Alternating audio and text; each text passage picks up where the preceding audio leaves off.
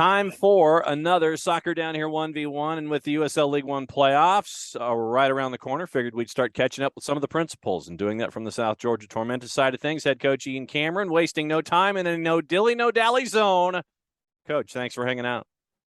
Good morning. Thanks for having us. All right, so now that you've had a couple days to kind of process and see what's going on with the postseason, how does it feel to be in a postseason in this franchise? Oh, look, it's great. It's a great moment for the club. It's something that's been built upon from the inception of the club as academy into PDL into USL2. Ben Frakely, guys like John Miller, foundation, and we're the ones who are able to arrive here and be in the moment that get to be the club that takes it to the playoff. That's neat. We're proud of it, and we're really looking forward to the occasion for our fans. Now, when you look back at this season on the whole, I guess from 30,000 feet, when you look at the USL League One season from your perspective, what are some of your takeaways about what Tormenta has accomplished this year? I mean, we got to the back end of the summer, and you guys know that we run the USL2 organisation. USLW had a phenomenal summer as well.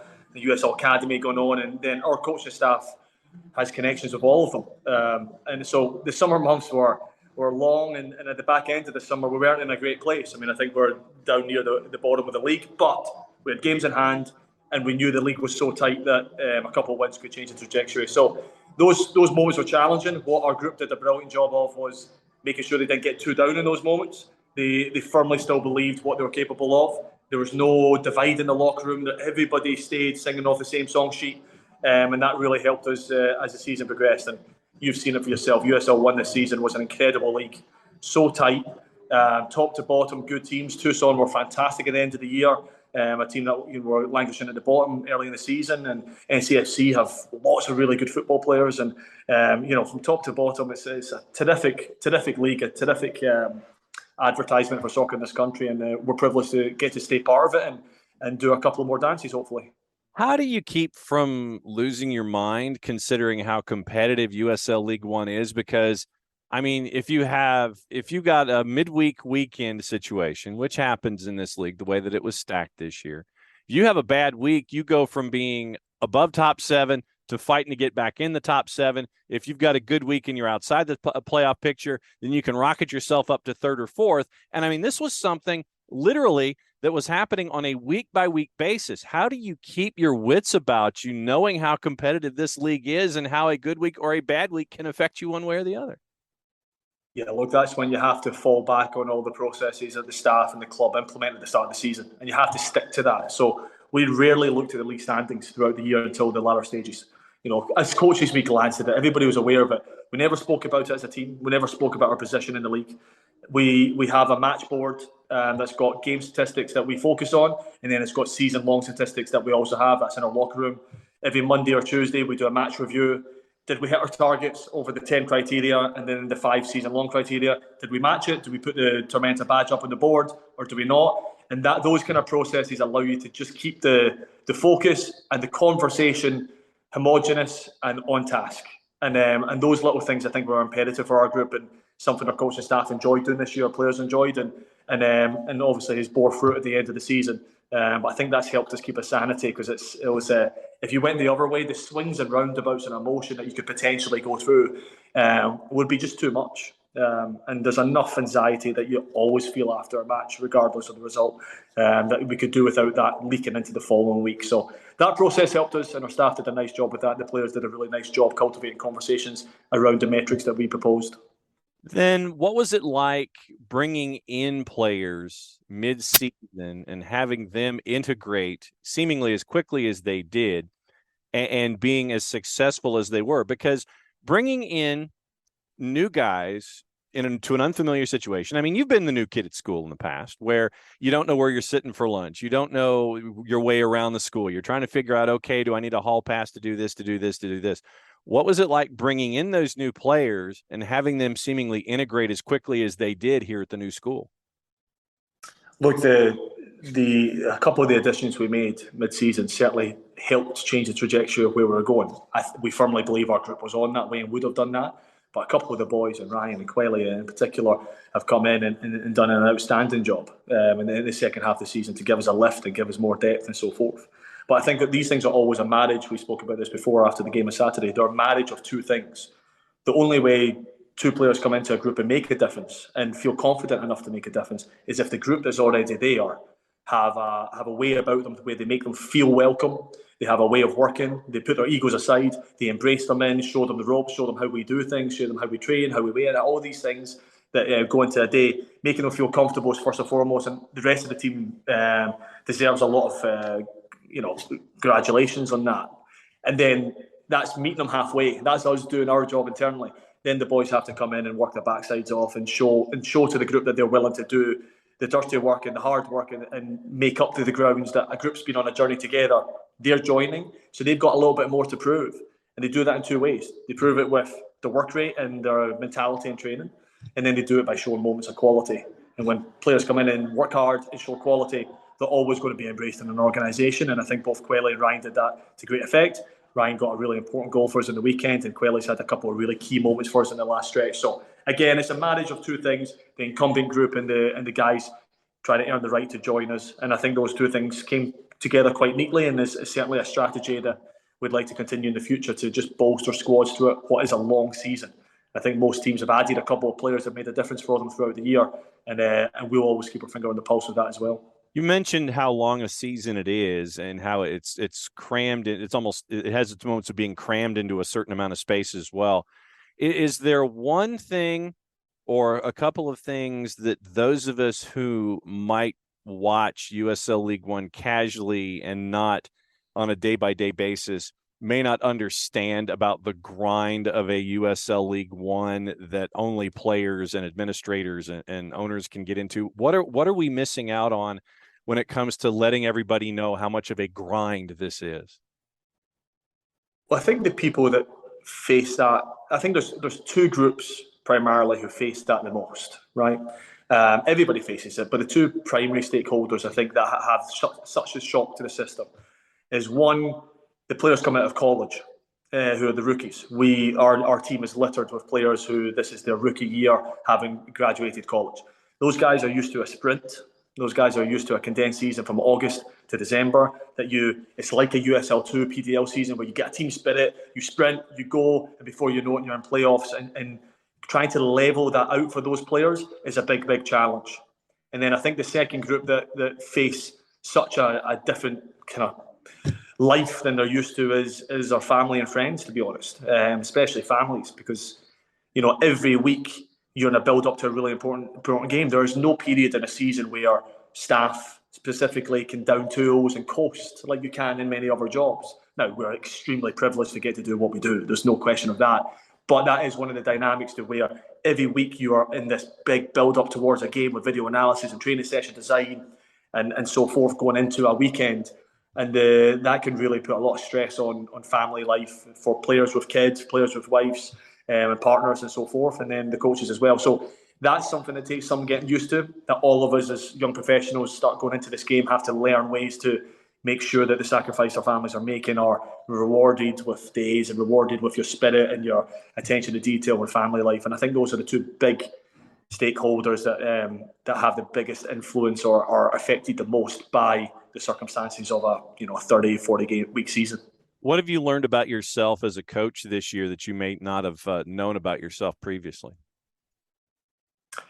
I think we'd always speak about, when I say myself, I think our staff has learned a lot. I mean, Tom and I are both 34, so we're young coaches, and then George and Jordan are even younger than us, and Drew's even younger than us as well. And then we've got some people, George and Southern as well, and Cameron and his team who give us a big hand. So we're all kind of young professionals, all young and dumb, but super enthusiastic. And I think we've just learned a lot from recruiting last year to this year. I thought we did a much better job. There's a lot more growth to make, but we learned what pro soccer is quickly. And last year wasn't the case. I particularly didn't create a good enough balanced squad to compete at this level, and we had to rectify that this year. And then knowing where to spend our energy. As young coaches last year, we spent a lot of energy on fancy video and burning the candle at both ends. And then this year, with just natural experience, we learned how to level out a little bit, how to sustain the season, how to manage, our time appropriately, so we were spending it in the places of most potential. And I think we've done just a little bit of a better job, which most staffs do as they get older. But just us and our immaturity, I think we had to grow up fast this year as a staff, because we weren't good enough year one. And I think we've done a better job this year, not where we want to be, not where we ought to be, but certainly further along the journey than we were sitting here this time last year. So I think the whole staff's done a nice job on that, and we have to thank the owners for giving us the time to do that and the belief to do that. So we're very grateful for that. When it comes to, you mentioned how, you're in your early to mid 30s and you have staff members and the coaching staff who are younger than you. Obviously, I would think in this day and age, having not as much of an age gap with the players helps in certain regards, because you just stepped out of that grind X number of years ago. And so you know what those players are going through and can relate to them a lot easier than others may, especially with generational changes and things like that. Do you find that to be the case with you and your staff and the players too? Yeah, I think no matter what age a coach is, I think all coaches of all ages have to generally take a mantra of trying to coach a team how they would like to be coached themselves, and pay particular attention to that, and think about the sensitivities of what the players need, and communication, and that 90% of the time is the key. Your emotional intelligence is far more important in coaching sometimes than your soccer intelligence. And then on the other side of it, I think, I look at myself and I feel, listening to some of the conversations that go on with the players, I'm not that far removed from them, but I feel really far removed from them. If I feel a massive generational gap towards our guys, then I can only imagine there's other coaches in the leagues who really, really feel that, because I certainly do. But again, I think, having not been so far removed, there are things that we can be sensitive to in our conversations in the office that always pertain around, okay, if we were the team, how would we want to be reacted? It's not a case of what do the players want. It's not always that, because you can't satisfy that. It's what do they need, and what do we think, looking back, we'd have been rewarded with, whether it's real rules. Nowadays I think there's less rules and so forth, and it's a more laissez-faire environment, which in many ways is beneficial. But even with that said, we go the other way and make sure that there's strict rules in here, because we feel, growing up in our academy backgrounds, that kind of young professional boundaries that are put on us and expectations that are put on us really helped us grow and mature. So we try to balance things that we've learned from older coaches, as well as some of the kind of newer generation ideas that we bring to the forefront. Well, and it goes back to one of the tenets that you and I have both known since day one about cell phones and having meals. It's about the idea of interpersonal communication and not just being locked into a device, and actually learning about those around you. And I think that those kinds of instances can cross generational streams, and you can sit there and have moments like that where you're actually learning about the person sitting next to you. You're learning about the person sitting in front of you, and it carries itself over from interpersonal communication to learning about that individual when you're performing out there on the field as an athlete and representing an organization. I think that it forms those relationships, and it forms those ideas in your head to do stuff like that. Yeah, we couldn't agree more. I mean, I think in yesteryear, it was far more organic. The locker room environment, the locker room feeling, the club feeling was far more organic than it is nowadays. And that's just with the advent of technology and social media and so forth. Because back in the day, everyone was just sat in the locker room and you were forced to have any form of entertainment, engage with each other, play games, do stuff. Now you're able to have that stimulation in your mind through devices. So we actually have to pay special attention to that to make sure that it's still cultivated in such a way. And the owners do a terrific job with the foundations they've already laid here. So many of the things that we do, we inherited from either previous staffs or the ownership here. And then there's lots of little things that our staff are constantly trying to learn from other organisations on how to manage the modern day team. And it's always the case. You're not paid to, I hear this a lot, in the good old days, or it used to be better this way. Maybe it is. But I don't get paid to coach the team of 5 years ago or to coach the team of 10 years ago. I get paid forward to coach the team and generation of now. And there's some really rewarding things about the current generation and what will be future generations that I'll have to keep on adapting to, and the staff will have to keep on adapting to. These are fun challenges and ones that we want to kind of face head on. So another fun challenge is Charlotte coming to town this weekend. What has study hall been like getting ready for them and having it in your own barn at Tormenta Stadium? Well, look, Charlotte are a terrifically talented team, and I think at the end of the season, now that Charlotte FC are done, you've got some guys coming back into the fray, like Wayne McNeil and stuff, who've had a superb first season in professional soccer, having come out from Clemson, and then Obertan's obviously a special quality, and Trezor and Bennett and all these guys.